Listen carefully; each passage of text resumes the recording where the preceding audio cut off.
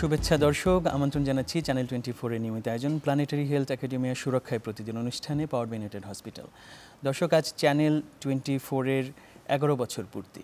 এই 11 বছর পূর্তি উপলক্ষে আমরা আজকে একটি বিশেষ আলোচনায় যাব। আমরা এমন দুজনকে আমন্ত্রণ জানিয়েছি যারা জানেন যে দীর্ঘদিন একটি সংগঠনকে এগিয়ে নিতে কী লাগে, এবং তারপর এই দুজন এটাও জানেন যে একসাথে থেকে কীভাবে নিজেদের বোঝাপড়াটাকে একটি সংগঠনের উৎকর্ষে কাজে লাগানো যায়।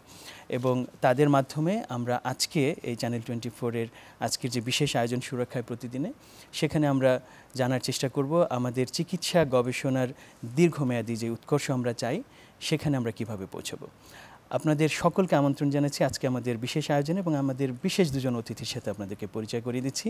আমাদের স্টুডিওতে উপস্থিত আছেন ডক্টর সেজুতি সাহা, অণুজীব বিজ্ঞানী, তিনি পরিচালক child health research foundation, board সদস্য polio transition independent monitoring board, বিশ্ব স্বাস্থ্য সংস্থা। ডক্টর সেজুতি সাহা, আপনাকে স্বাগত আমাদের অনুষ্ঠানে। অনেক ধন্যবাদ। আমাদের সাথে আছেন ডক্টর যোগেশ হুদা, বিজ্ঞানী, চাইল্ড হেলথ রিসার্চ ফাউন্ডেশন, তিনি প্রধান biochemistry and molecular biology laboratory, CHRF। Dr. Yogesh Huda, welcome to our program. Yeah, thank you so much for having me. আমরা যেটা বলছিলাম ডক্টর সেজুতি সাহা, যে এটা আমাদের আজকের বিশেষ আয়োজন। আমরা খুব যে কোনো একদম ধরাবাঁধা কোনো একটা বিষয়ের মধ্যে থাকবো সেরকম না। আপনাকে পেয়ে এবং আপনাদের দুজনকে পেয়ে যেটা বলেছি যে আপনারা জীবনসঙ্গী এবং গবেষণার যেই যাত্রাপথ সেখানেও সঙ্গী। এটি একটি চমৎকার একটি মেলবন্ধন, এবং সেই গল্পটাও আমরা কিছুটা শুনবো যে কিভাবে আপনারা দুজন মিলে এই যে চিকিৎসা গবেষণা যেটা আছে সেটাকে এগিয়ে নিচ্ছেন। কিন্তু তার আগে, সবার আগে আমরা চাইল্ড হেলথ রিসার্চ ফাউন্ডেশন যেটা বলছিলাম যে এটা প্রায় 16 বছর পড়েছে এটা, এবং পার হয়ে যাবে শীঘ্র। এটি বলা যায় সংগঠন হিসেবে কৈশোর উত্তীর্ণ একটি সময়। আসলে সেই সময়ে দাঁড়িয়ে এই CHRF যেটা বা চাইল্ড হেলথ রিসার্চ ফাউন্ডেশন, আমরা আজকে মূলত এটা নিয়েই কথা বলবো, বেশি ফোকাস থাকবো। সো আপনি একদম ছোটোবেলা থেকে দেখে এসছেন আপনার বাবার হাতে সংগঠনটি প্রতিষ্ঠিত হয়েছে এবং কি পরিমাণ স্ট্রাগল তিনি করেছেন। এখন আপনি সেই সংগঠনটার পরিচালক হিসেবে আছেন। একটি সংগঠনের ওই শুরু থেকে এখন পর্যন্ত যে যাত্রাপথ, সেখানে দাঁড়িয়ে CHRF সেটাকে কিভাবে মূল্যায়ন করবেন?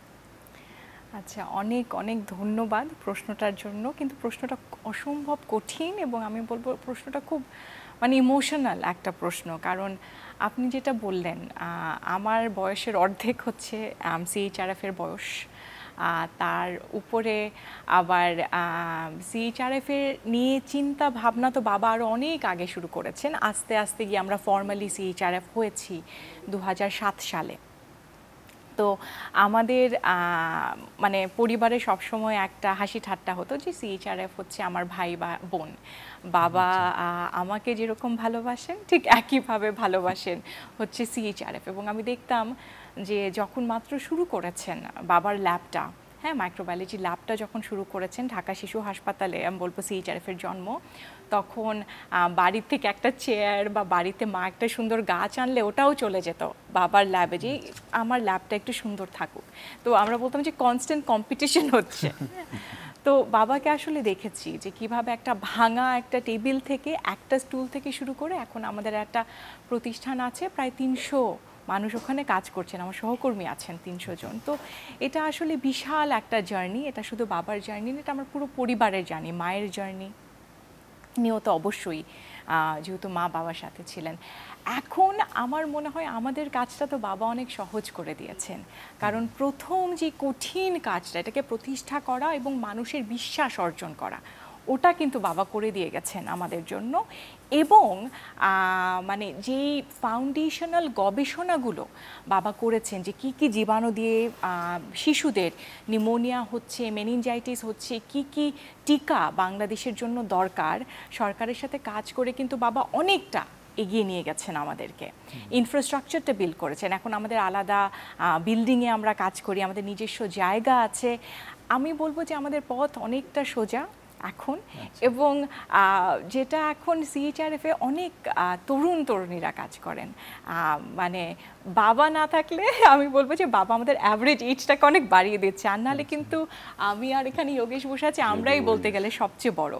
তো খুব মজা CHRF এ কাজ করে, এবং অনেক কাজ করার আছে, কারণ এখন তো আমাদের ওই স্ট্রাগলগুলো করতে হচ্ছে না, আমরা তখন ভাঙা টেবিলে কাজ করছি না, এখন কিন্তু আমরা এসি রুমে বসে ভালো ল্যাবে গবেষণা করছি নতুন নতুন যন্ত্রপাতি দিয়ে। তো আমি বলবো আমরা খুব ভালো একটা জায়গায় আছি আন্তর্জাতিক মানের গবেষণা করার জন্য এখন।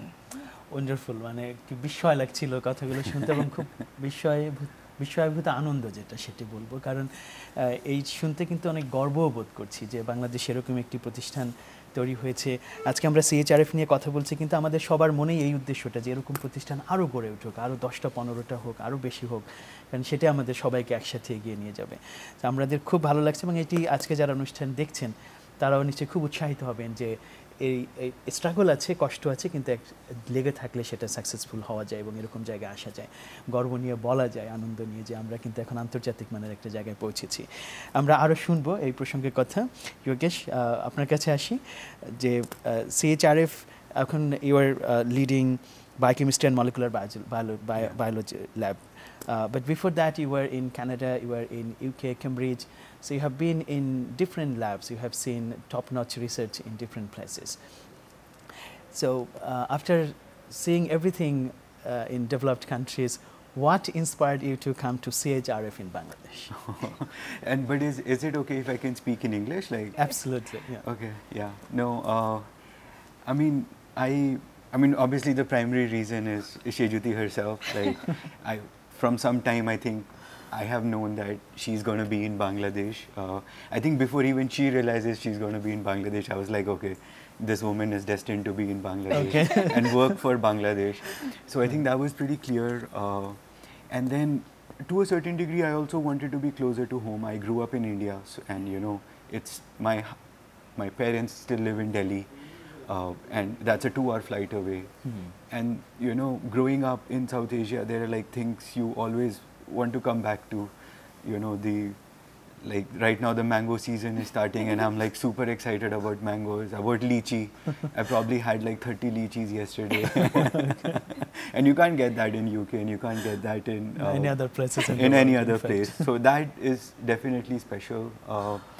But I think my work with CHRF really started during COVID. Okay. So in 2020, when I was in Cambridge, Shejuti came initially to visit me, but then we both got stuck in the UK because of all the lockdowns and travel restrictions. And my work had really stopped, and they were like, just stay home. And she was working for CHRF, and she was trying to set up this like sequencing lab. And you know, there was a situation where I was like, oh, I want to contribute a little bit. And so that's how I started working with her and with CHRF in building like the bioinformatics or the computational pipeline for all the analysis and everything. And through that, obviously, I got to meet the scientists at CHRF. I got to talk to people. And within that, I could see where I could work and where I could contribute. And so I think it was pretty seamless from there to be like, okay, fine, I can come here, you know, I can apply for grants, and I can do something that's both scientifically like interesting, but also rewarding in the sense that whatever we do here would have a contribution to the people here and across the world. Across the world from that. And I think that's a unique position that I can be here for, and I think I'm very happy that I could do it. And I'm here for that. Wonderful, Yogesh. খুব ভালো লাগছে এটা যে আমরা মাঝে মাঝে ইদানিং ফেসবুকে একটা ট্রেন্ড আছে যে ফলো মি, মানে হাত ধরে পার্টনার, ফিমেল পার্টনার হাত ধরে আছে, হাজবেন্ড বোঝা যায় যে হাজবেন্ড পিছনে হাত ধরে আগাচ্ছে।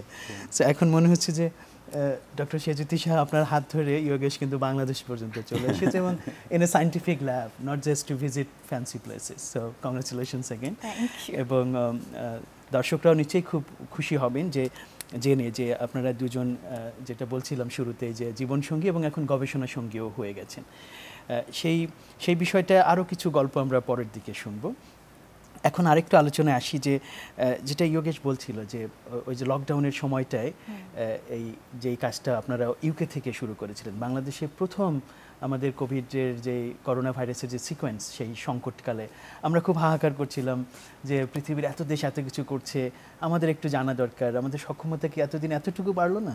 হঠাৎ আমরা দেখলাম যে শেজুতি সাহা, তিনি তার নামে আসলো যে একটা সিকোয়েন্স কিন্তু আমাদের কিন্তু হয়ে গেছে, একটা হওয়া মানে আরও সামনে আরও হবে, আমরা খুব আশাবাদী হলাম। সেই গল্পটা একটু শুনি যে কোভিডের সময় CHRF এই যে একটা আমরা বলবো যে খুব সাহসী এবং একটা ইউনিক একটা পদক্ষেপ নিল, সেটি কিভাবে নিলেন? আপনি তখন কিন্তু ইউকেতে ছিলেন, এবং সেই গল্পটা একটুখানি শুনি। আচ্ছা,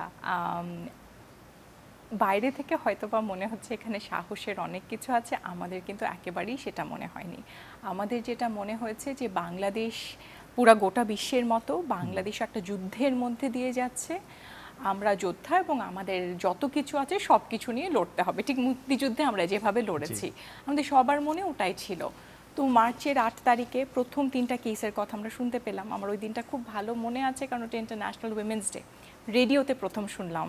আমরা মির্জাপুরে আমাদের অনেক কর্মীরা কাজ করেন, আমরা ওখানে গিয়েছিলাম দিনটা উদযাপন করার জন্য। তো আসার পথে গাড়িতে শুনলাম, তো সঙ্গে সঙ্গে বাবা বললেন, সেজুতি কোভিড তো এখন বাংলাদেশেও কেসেস ধরা পড়ছে, আমাদেরকে কিন্তু টেস্টিং শুরু করতে হবে। তো আমরা তখন থেকে বোঝার চেষ্টা শুরু করলাম যে কীভাবে আমরা টেস্টিং শুরু করব। তো প্রথম দিকে আমাদের মনে হচ্ছিল যে হয়তোবা সবাই টেস্ট করতে পারবে না, আমাদের মতো ল্যাবগুলো হয়তোবা একটা দুটা কিছু স্পেসিফিক ল্যাব থাকবে, শুধু ওরা টেস্ট করতে পারবে। তো আমরা ঠিক বুঝে উঠতে পারছিলাম না আমরা কি করব। ঠিক একই সময়ে যুক্তরাজ্যের অবস্থা খুব খারাপ হয়ে যাচ্ছিল, যেখানে আমরা শুনলাম যে ওখানকার যে প্রাইম মিনিস্টার উনিও কয়েকদিন পরে আক্রান্ত হলেন। ওখানে যোগেশ তখন যুক্তরাজ্যে, যখনই কথা বলছি শুনছি অ্যাম্বুলেন্সের শব্দ শুনছি, তো মনের মধ্যে একটা ভয়।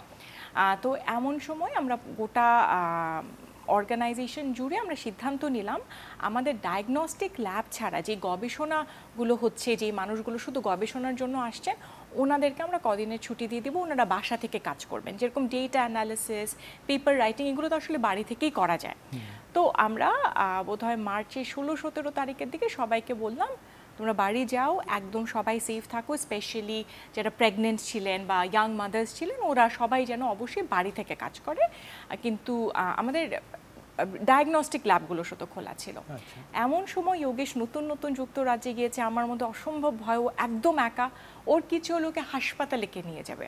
তখন আমি বললাম যে আমরা 2 সপ্তাহের ছুটি নেই, তোমরা বাড়ি যাও, আমি যোগেশকে দেখে চলে আসি 2 সপ্তাহের মধ্যে। ওখানে গিয়ে আমি আটকে গেলাম, কারণ যখন ওখানকার প্রাইম মিনিস্টার আক্রান্ত হলেন তখনই কিন্তু হঠাৎ করে লকডাউন শুরু হয়ে গেল, ওখানে রাস্তা বন্ধ, সব flights within a few hours বন্ধ হয়ে গেল।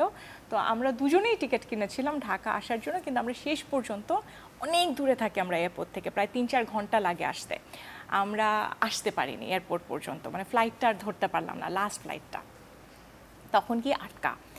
এর মধ্যে 24 তারিখে আমাদের কাছে ফোন আসলো 2 জায়গা থেকে। একটা হচ্ছে হোম মিনিস্ট্রি থেকে ফোন করে বাবাকে বললেন যে সমীর তোমার ল্যাব আছে, তুমি এক্ষুনি টেস্টিং শুরু করো। সঙ্গে সঙ্গে বাবা বললেন হ্যাঁ টেস্টিং শুরু করতে হবে, কিন্তু কিভাবে করব, আমাদের টাকা পয়সা তো কিছু লাগে। একই দিনে গেটস ফাউন্ডেশন থেকে, বিল অ্যান্ড মেলিন্ডা গেটস ফাউন্ডেশন থেকে আমাকে ফোন করে বললো, সেজুতি কি লাগবে বলো, we will fund, we will help with everything, তোমরা জাস্ট টেস্টিং শুরু করো। তো মানে কিভাবে যেন সব একসাথে হয়ে গেল। টেস্টিং শুরু করলাম, সম্ভবত 29 তারিখ মার্চের আমাদের প্রথম পজিটিভ কেসটাও আসলো। যেই পজিটিভ কেস আসলো তখনই আমাদের মধ্যে কথা শুরু হলো সিকোয়েন্সিং করতে হবে। আমরা কিন্তু সিকোয়েন্সিং বাংলাদেশে শুরু করেছি 2018 থেকে। তো আমাদের মেশিন আছে, ল্যাব আছে, মোটামুটি একটা এক্সপার্টিজ আছে, সিকোয়েন্সিং করতে হবে। তারপরে দেখি কি আস্তে আস্তে ইন্ডিয়া থেকে সিকোয়েন্সিং হচ্ছে, আমাদের এই নেপাল থেকে হয়েছে, তারপরে যখন পাকিস্তান থেকে একটা হচ্ছে, আমার তো মাথা খারাপ, বাংলাদেশে হতেই হবে সিকোয়েন্সিং। তখন কি করব, আমি তো ওখানে, আমার দল এখানে, আমরা বিভিন্ন জায়গায় ক্যামেরা সেট করলাম, সবার মোবাইলে হোয়াটসঅ্যাপ ভিডিও কল কনস্ট্যান্টলি চলছে, সারা রাত জেগে জেগে আমি ওখান থেকে বলছি এটা পাইপেট করো, এই রিয়েজেন্টটা মিলাও, এভাবে সিকোয়েন্সিং করতে হবে। আমার বন্ধুরা কিছু বিভিন্ন জায়গা থেকে রিয়েজেন্টস পাঠালো, হ্যাঁ, ওগুলা দিয়ে রাত জেগে জেগে, কারণ ওখানে দিন এখানে রাত, আমরা জেগে জেগে জেগে জেগে পজিটিভ কেসগুলোকে আস্তে আস্তে প্রসেস করা শুরু করলাম, যে একটা হলেও ভালো সিকোয়েন্স করতে হবে। তখন কিন্তু আমাদের কাছে এই ভালো প্রোটোকলগুলোও ছিল না। তো ফাইনালি আমরা সিকোয়েন্স করলাম, আমরা মানে মেশিনে তুললাম, সিকোয়েন্সিং রান 17 ঘন্টা পরে শেষ হলো। আমি আর যোগেশ ইউকেতে, এখানে রাত হয়ে গেছে, ওরা ঘুমিয়ে পড়েছে, আমরা অ্যানালাইজ করলাম, অ্যানালাইজ করে আমরা যে গিসেইডে আপলোড করলাম, আপলোড করে কিন্তু আমরা ঘুমিয়ে গেছি। কারণ আমাদের হচ্ছে আমরা করেছি, আমরা অ্যানালাইজ করব আস্তে ধীরে, আমাদের কিন্তু অত ছিল না আমাদের এখনই জানাতে হবে বা কিছু, আমরা আগে নিজেরা অ্যানালাইজ করি। এমন সময় সকালে উঠে আমরা ল্যাব মিটিং করছি, আমার কাছে অনেক সাংবাদিকদের ফোন আসছে, বারবার ফোন পাচ্ছে। আমার বাংলাদেশে কি কিছু হয়েছে, কেন এত সাংবাদিকরা ফোন করছেন, আমরা নিজেরাই কথা বলছি। তারপরে শুনলাম যে আপনি একটা ফেসবুক পোস্ট দিয়েছেন, কারণ সবার আগে ওই সিকোয়েন্সটা আপনি দেখেছিলেন গিসিরে, এবং আপনি যখন পোস্ট করলেন তখন কিন্তু আপনার বিশাল একটা ফলোয়িং আছে, তখন পুরো দেশ জেনে গেল। তখন আমরা বুঝলাম যে আসলে তো এটা বিশাল ব্যাপার, এটা শুধু মানে বৈজ্ঞানিকভাবেই না, এটা জনস্বাস্থ্যের জন্য একটা বিশাল বড় রকমের একটা ছিল। আমাদের খুব ইন্সপিরেশন ছিল। এমনিতে যেটা বলছিলেন যে সিকোয়েন্সিং কিন্তু আগেও আমাদের দেশে হয়েছে বা ফ্যাসিলিটিগুলো ছিল, কিন্তু ওই সময়ে যে এটা একটা কনফিডেন্স দিয়েছে অন্য মানুষকেও যে আমরাও করতে পারি, এবং এটার যে ব্যবহার নিয়ে আন্তর্জাতিক পরিমণ্ডলে কথা হচ্ছিল সেটিও আমাদের দেশে হওয়া সম্ভব। এটি কিন্তু একটা আলাদা রকমের একটা চার্ম তৈরি করেছিল আমাদের ভেতরে। অনেক ধন্যবাদ ডক্টর সেজিতি শাহ। যোগেশ, আমরা ছোট্ট একটু বিরতি নিয়ে আবার আলোচনায় আসছি।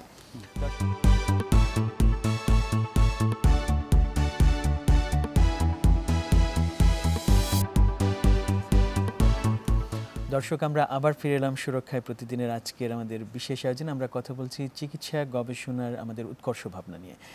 ডক্টর যোগেশ হুদা, আপনার কাছে আসি।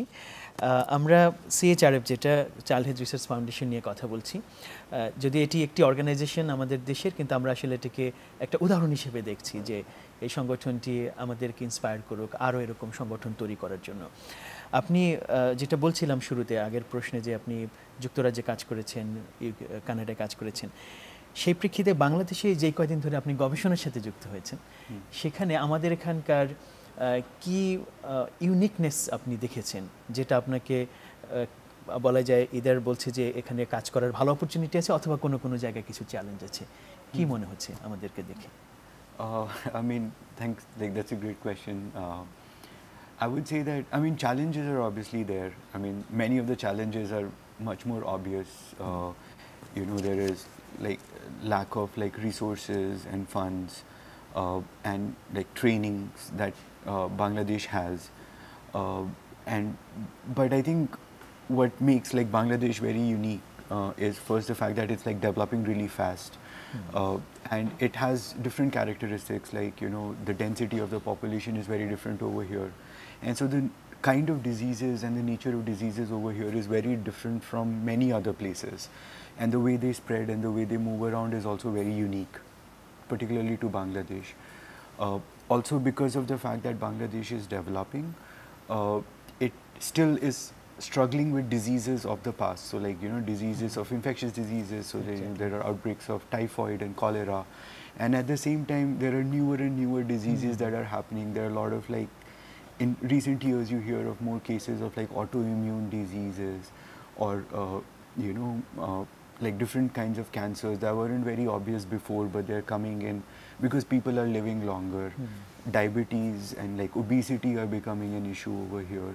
And so it provides this like a spectrum, unique, you know, relation. And some of those things like you can learn from the West. So, you know, you can learn how, for some of these cases, you can solve like by bringing antibiotics from outside. You're bringing medicines that have been invented outside, and you can bring them to Bangladesh and you can put them here and they will have an effect. But in some cases, there has to be some innovation that needs to happen within country to solve the problems of the country. And I think that is a unique space that, you know, at least attracted me to come here and to work here. And there are various different things that we're doing in CHRF to do that. The other, I mean, the biggest asset that Bangladesh has is its people. I mean, it is a country of like 170 million people, very young population. I mean, I work in this organization and I'm one of the oldest people, which is so different because, you know, in UK and in Canada, we are the youngest. And I am getting older, but like, you know, there are assistant professors and professors and senior professors over there. Over here, I am the oldest. I have a lot of people who like just crossed undergraduation and they want to learn about research. They're excited about new technologies, and they're, you know, like recently like ChatGPT came in, or you know, these kind of techniques are coming in, and these people would come and talk to me about like how can I apply it to my work, how can I do this, how can I do that. I think that that sort of excitement is it's very energizing, and it's also like motivates you to work, and I think that's very unique because of this young population here. Thank you so much. আমার খুবই ভালো লাগছে ওই পয়েন্টটা যে obviously আমরা বাংলাদেশে young people আছে এটা আমরা অনেক শুনি, কিন্তু ওই জায়গাটা যে আমাদের disease of the past and disease of the future and the current diseases, এই যে স্পেকট্রামটা বাংলাদেশে আছে, আমি আসলে কিন্তু খুব এই বলা যায় যে প্রথমবার মতো ইনস্টিটিউশনালি প্রথম শুনলাম। So thanks Yogesh for enlightening us with this unique perspective. এবং অবভিয়াসলি বাংলাদেশ এই ধরনের রিসার্চের জন্য খুবই চমৎকার একটা জায়গা, এবং সেখানে শুধু ফ্যাসিলিটিরই অভাব ছিল, সেই জায়গাটা কিন্তু CHRF একটা শূন্যতা পূরণ করছে। আমি ডক্টর সেজুতি সাহা, আমরা কোভিড নিয়ে CHRFকে বলা যায় সবচেয়ে বেশি শুনেছি, কোভিড পরবর্তী যেই কর্মকাণ্ডগুলো আপনারা করেছেন, কিন্তু তার আগেই কিন্তু তার একটা লম্বা যাত্রাপথ পার হয়ে এসছে।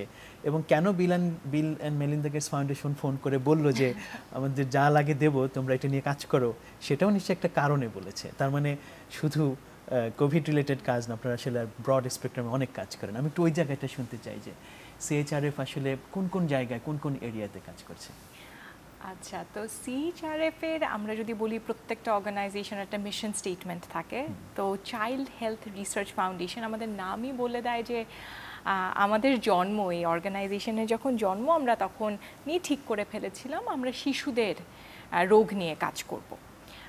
তো আসলে প্রথমে আমাদের নামটা এটাও ছিল না, আমরা প্রথম যখন রেজিস্টার করেছিলাম আমাদের নামে নিউমোনিয়া এবং মেনিনজাইটিস ছিল, যে শিশুদের শুধু নিউমোনিয়া আর মেনিনজাইটিস নিয়ে কাজ করব, যতটা ফোকাস থাকা যায়। হ্যাঁ, কারণ তখন আমরা সার্ভেইলেন্স করতাম, বিভিন্ন হাসপাতালে কাজ করতাম, আমাদের বোর্ড অফ মেম্বার্স কিন্তু প্রাইমারিলি ডাক্তার এবং পিডিয়াট্রিশিয়ানস, ওনারা আমাদেরকে এনকারেজ করেছেন যে অবশ্যই নিউমোনিয়া আর মেনিনজাইটিস বাংলাদেশের সবচেয়ে বড় প্রবলেম শিশুদের। এবং আমরা কিন্তু কাজ করেছি। পৃথিবীতে প্রথমবারের মতো বাবা দেখিয়েছেন যে দক্ষিণ এশিয়াতে হিমোফিলাস ইনফ্লুয়েঞ্জি টাইপ বি, এই জীবাণু বা এই ব্যাকটেরিয়া দিয়ে নিউমোনিয়া হয়, মেনিনজাইটিস হয়। তার আগে পর্যন্ত কিন্তু একটা ধারণা ছিল যে এই ব্যাকটেরিয়া দক্ষিণ এশিয়াতে নেই, কারণ এটার যে টিকা 21 বছর আগে সেই টিকা কিন্তু ইউএসএতে এসেছে, আমাদের এখানে টিকা ছিল না, কারণ ওই যে ধারণা যে নাই, এখন না খুঁজলে দেখব কিভাবে। তো বাবাই প্রথম দেখালেন এবং পেপার পাবলিশ করলেন যে বাংলাদেশে হিপ দিয়ে মেনিনজাইটিস হচ্ছে এবং ওই মেনিনজাইটিসে বা নিউমোনিয়ায় শিশুরা মারা যাচ্ছে। এবং তারপরে কিন্তু বাংলাদেশ এই সাবকন্টিনেন্টের প্রথম দেশ যে ভ্যাকসিনটা নিয়ে আসলো এবং আমাদের দেখে দেখে আস্তে আস্তে অন্য দেশগুলো টিকা টানলো। তো এটা কিন্তু ট্র্যাক রেকর্ড, তাই না? তারপরে বাবা কাজ করেছে নিউমোকক্কাল ভ্যাকসিন নিয়ে। তো নিউমোকক্কাস আরেকটা ব্যাকটেরিয়া যেটা নিউমোনিয়া মেনিনজাইটিস করে, এটা নিয়েও বাবা কাজ করেছেন এবং 2015 সালে কিন্তু আমাদের ন্যাশনাল ইমিউনাইজেশন প্রোগ্রামে ওই ভ্যাকসিনটাও যুক্ত হয়েছে। টাইফয়েড নিয়ে আমরা এখন কাজ করছি, কারণ আমরা জানি টাইফয়েডের প্রভাবও অনেক বেশি। তো এই যে আমরা কাজ করছি এবং আমাদের কিন্তু আসলে ম্যান্ডেটটা এখন আস্তে আস্তে বাড়ছে। যোগেশ যেটা বলছিল যে স্পেকট্রাম অফ ডিজিজ, কারণ আমরা জানি শুধু শিশুদের নিয়ে কাজ করলেও হবে না, শুধু ইনফেকশাস ডিজিজ নিয়েও কাজ করলে হবে না, আমাদের ম্যান্ডেটটা আরও বাড়াতে হবে। তো ওখান থেকে আমি বলবো যে এই যে আমরা একটা প্রথমেই বলছিলাম যে আমরা মানুষদের বিশ্বাসটা অর্জন করতে পেরেছি, ঠিক একইভাবে কিন্তু আমরা ডোনারদের বিশ্বাসটা অর্জন করতে পেরেছি। তো কোভিডের আগে আমরা যখন 2016-তে আমরা জিনোমিক্স নিয়ে কাজ করা শুরু করি, 2018-তে আমরা প্রথম জিনোমিক মেশিন আনি, সিকোয়েন্সিং মেশিন আনি, একটা ছোট্ট একটা আইসিক 100, এবং সবাই আমাকে বলেছিল এই ছোটো মেশিন দিয়ে তুমি কি করবে, এবং বাংলাদেশ পারবে না সিকোয়েন্সিং করতে। আমি কিন্তু ওই ছোট্ট মেশিন দিয়ে কোনো ব্যাকটেরিয়া মানে চিকেনগুনিয়া ভাইরাস থেকে শুরু করে ডেঙ্গু ভাইরাস থেকে শুরু করে সব সিকোয়েন্স করেছি কোভিডের আগে, এবং দেখিয়েছি যে না আমরা পারবো, এবং আমাদের কোনো বড় মেশিন কোনো ফ্যান্সি ল্যাব লাগে না, আমাদের মানুষেরই ওই ক্ষমতা আছে যে কোনো টেকনোলজি আমরা ব্যবহার করতে পারি। তো এটা অবশ্যই আমাদের ডোনাররা দেখেছেন এবং আমাদের অনেক ইন্টারন্যাশনাল কাভারেজ ছিল। যেরকম 2018-তেই কিন্তু অ্যাটলান্টিকে এড ইয়ং আমাদেরকে নিয়ে একটা আর্টিকেল লিখেছিলেন যে কিভাবে বাংলাদেশে সিকোয়েন্সিং ব্যবহার করে আমরা চিকেনগুনিয়া ভাইরাস সিকোয়েন্স করেছি এবং দেখিয়েছি ওটা দিয়েও মেনিনজাইটিস হয়। হ্যাঁ, তো আমার মনে হয় পেছনের এই যে ট্র্যাক রেকর্ডটা আমাদেরকে অনেক সাহায্য করেছে ডোনারদের বিশ্বাস অর্জন করতে, যে টাকাটা নষ্ট হবে না। সেটি এটি আমার মনে হয় যে যারা ভবিষ্যতে আমাদের দেশে কাজ করবেন, উদ্যোগ নিচ্ছেন নতুন নতুন, তারা এই বিষয়টা আসলে সবচেয়ে বেশি মাথায় রাখবেন।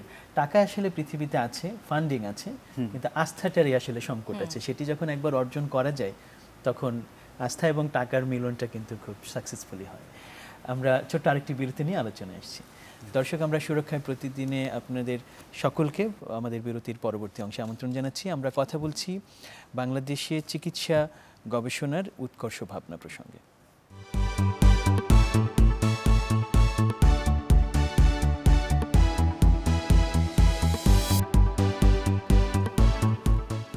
দর্শক, আমরা আবার ফিরে এলাম সুরক্ষায় প্রতিদিনে। আমরা কথা বলছি বাংলাদেশে চিকিৎসা গবেষণার উৎকর্ষ ভাবনা নিয়ে। ডক্টর যোগেশ হুদা, আমার এখনকার প্রশ্নটা CHRF এর ভবিষ্যৎ পরিকল্পনা নিয়ে। আপনারা যেখানে এসে দাঁড়িয়েছেন এখন, সক্ষমতা অনেক বেড়েছে, ক্যাপাবিলিটিস হায়ার, এখন থেকে 10 বছর 15 বছর পর এই সংগঠনটাকে কোন কোন জায়গায় আরও বেশি এক্সেলেন্সের জায়গায় দেখতে চান? So I mean, there are obviously, as Shijiti mentioned, we started focusing on infectious diseases in children, and as the nature of diseases is changing, we slowly want to transition from infectious diseases to non-infectious diseases. Also moving towards more basic science research, because some of the problems are not just where you can just generate data. You would actually have to figure out the problem and solve the problem in the country. And so the first underlying, at least for the next 5 years, 10 years, that we want to do is make the research capacity even more. So I am, as you mentioned, I'm leading the molecular biology and biochemistry laboratory. And so one of the first things that on the next 5 years that I want to do is set up a state-of-the-art facility for doing molecular biology and biochemistry in Bangladesh at CHRF, which is world standard, where we have the various different machines. It doesn't have to be the most cutting-edge machines, but it has to be a machine where people can come in, like young researchers can come in, and we can collaborate within Bangladesh to solve problems of different kinds. And this is one tool that can help various different problems at the same time. Apart from, and so the focus over there will be my personal focus, which is on bacterial infections, on rising antimicrobial resistance, which is going to become a huge problem in Bangladesh and across the world. Exactly. But beyond that, I think the field of science and overall technology is moving really fast, and so just focusing on infectious disease is not enough. And so we want to launch cancer diagnostics, because a lot of these diagnostics use sequencing technology that we've set up in CHRF. And so using the sequence technology, we can offer diagnostic for various cancers, and that's going to be useful for treatments of these particular diseases. We also want to work on autoimmune diseases or certain mental health disorders in children, both neurodevelopmental but also neurodegenerative, that affect older people. And these are again problems that are going to emerge in Bangladesh, and we have to deal with it from the get-go.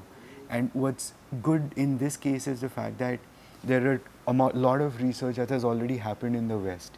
So we can take the best research and just start from there. We can leapfrog some of the problems that happened or some of the solutions that did not work. So that's one. But other than that, I think one of the things that we're trying to change in CHRF and hoping to change more broadly is the fact that, previously science was very siloed. If you study physics, you do physics, and you live and you'd probably die in physics itself. And same with chemistry, same with biology. But it's not like that, we are trying to build a more dynamic team of mathematicians, computational biologists, or engineers, and biologists, of course, from various different statistics and from bioinformatics and from core computation or core molecular biology. And this kind of multidisciplinary team with diverse ideas is really important to tackle complex problems, because they don't have a uniform solution, and so sometimes you need this out of the box thinking. And I think that is something that's not just important for CHRF, but any research organization or anywhere, getting all of these tools that are being developed, that I spoke of, AI-based tools or machine learning tools, or there is quantum computing coming, and how we can continue bringing them into our own research. I think that's going to be really crucial for research in general. I think that's something wonderfully. Yogesh, it shows that আমাদের দেশের এই যে এখানে থেকে যেই চিন্তাভাবনাগুলো এখন আসলো doctor ইয়োগেশ সাথে, যেটা আমাদের সাথে শেয়ার করলো, CHRF এর প্রসঙ্গে এসছে, কিন্তু আমরা বুঝতে পারছি যে বাংলাদেশের থেকে আমাদের এখানকার আমরা কিন্তু একেবারেই আন্তর্জাতিক মানের চিন্তা করছি। কোনো জায়গায় কিন্তু আর গ্যাপ থাকছে না, কোনো টেকনোলজি নাই যেটাকে আমরা বলছি না যে ওইটা আমরা এখানে অ্যাডাপ্ট করব না। আমরা সাহস রাখছি, আমরা বলছি যে আগামী 10-15 বছর ওগুলো আমাদের ভেতরে নিয়ে আসবো। এই যে এই সাহসটা আমাদেরকে ভীষণ উদ্দীপিত করে এবং উৎসাহিত করে, এবং এটা আশা করছি যে সাকসেসফুল হবে এবং আমাদের দেশে যে উৎকর্ষ সেটাকে অনেক দূর নিয়ে যাবে। আমরা অনুষ্ঠানের প্রায় শেষের দিকে, আমি যদি আপনাকে একটু জিজ্ঞেস করি, আপনি শুধু যে এখানে CHRF এ গবেষণা করছেন, এত বড় একটি টিম, প্রায় 300 জনের একটি টিম, সেটির পরিচালক হিসেবে কাজ করছেন আপনি বলতে পারে, তারপর ইন্টারন্যাশনাল কোলাবোরেশন আছে সেগুলো, এর বাইরে কিন্তু আপনি আরেকটা কাজ করছেন বিজ্ঞান জনপ্রিয়করণ বা বিজ্ঞান, আপনি বলছেন বিল্ডিং বাংলাদেশ উইথ সায়েন্স, যেটা এরকম একটা আন্দোলন আপনি শুরু করেছেন, বিভিন্ন স্কুলে যাচ্ছেন, বাচ্চাদের সাথে কাজ করছেন, তাদেরকে CHRF এ নিয়েও আসছেন, আবার CHRF এর যন্ত্রপাতি নিয়ে যাচ্ছেন স্কুলে। এটা একটা বিশাল ঘটনা, এত কাজ, এত কিছু ডাইভার্স রকমের। সেখানে এই ওয়ার্ক লাইফ ব্যালেন্স বলে একটি কথা আছে, যে আপনার জীবন, ব্যক্তিগত জীবন, এখানে আপনার জীবনসঙ্গী পাশেই বসে আছে, যদি আমরা জানি যে এক জায়গায় কাজ করছেন, কিন্তু তারপরও কাজ এবং জীবন এই দুটোর মাঝখানে আসলে ব্যালেন্সটা কীভাবে হয়? কঠিন প্রশ্ন, আবার খুব সোজাও প্রশ্ন। মানে আমি ঠিক জানি না যে ব্যালেন্সটা কিভাবে হয়, কারণ আমি ওটা এখনো খুঁজে বের করার চেষ্টা করছি সেই ব্যালেন্সটা। কিন্তু আমি বাবা মাকে ছোটবেলা থেকে দেখেছি, তো দুজনেই অণুজীব বিজ্ঞানী, এবং ওনারা যখন বাড়িতে এসেছেন তখনও বিজ্ঞান নিয়েই কথা বলেছেন, এবং আমাদের গল্প কিন্তু বিজ্ঞান নিয়েই ছিল সবসময়। হ্যাঁ, ছোটবেলায় ওরা হয়তো বা কেউ হয়তো বা রাজা রানী ভূতের গল্প শুনতো, আমরা কিন্তু কি ব্যাকটেরিয়া পাওয়া গেল, কি ভাইরাস পাওয়া গেল, কোন ডিজিজ সলভ হলো, এগুলো নিয়ে গল্প শুনতাম। তো আমার মনে হয়, মানে আমার একজন মেন্টর আমাকে বলেছিলেন যে in order to be professionally happy you have to be personally happy. আর আমরা যেটা দুজন যোগেশ আর আমি মিলে যেটা বুঝেছি যে in order to be personally happy we have to be professionally happy. তো আমার মনে হয় আমাদের ব্যালেন্স হচ্ছে এটাই, যে আমরা অনেক গল্প করি, মানে আমাদের কথার শেষ নাই, সারা দিন আমরা কথা বলি। হ্যাঁ, মানে মানুষ আমাদের কথায় বিরক্ত হয়ে যায়। হ্যাঁ, গল্প করি, মানে আমাদের কমিউনিকেশন খুব ভালো, এবং বিজ্ঞান নিয়ে মজার মজার গল্প করি, সব সময় কিউরিওসিটি আছে।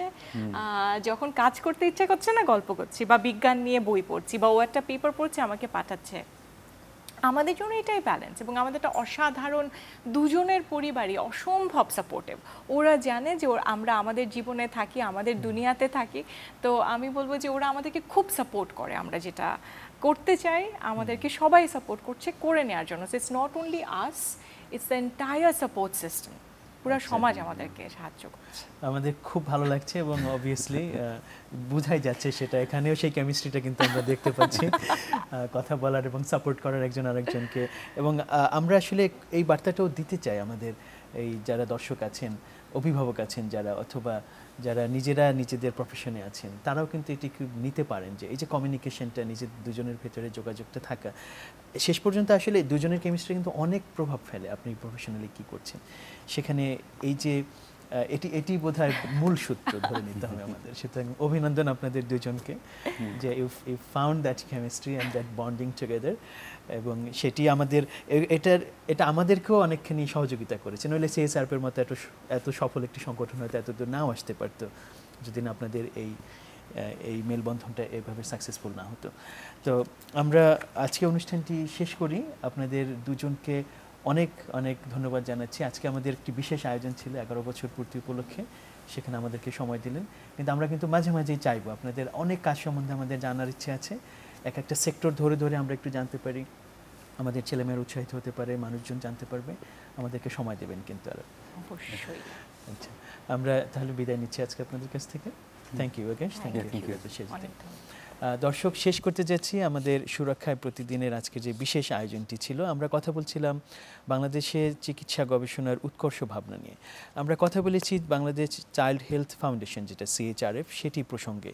কিন্তু এটি কেবল একটি সংগঠন হিসেবে আমরা উল্লেখ করেছি তা না। আজকে আমাদের এখানে ডক্টর সেজুতি ছিলেন, ডক্টর যোগেশ ছিলেন, তারা আসলে আমাদের বাংলাদেশের সবাইকে রিপ্রেজেন্ট করেন, তাদেরকে যারা নিজেদের কাজের মাধ্যমে নিজেদের পরিশ্রমের মাধ্যমে যেই সংগঠনটি তিলে তিলে গড়ে তুলছেন, সেই সংগঠনটি কীভাবে বাংলাদেশকে এগিয়ে নেবে সেই জায়গাটায় যারা পরিশ্রম করছেন, চেষ্টা করছেন, তাদের সকলের প্রতিনিধি তারা।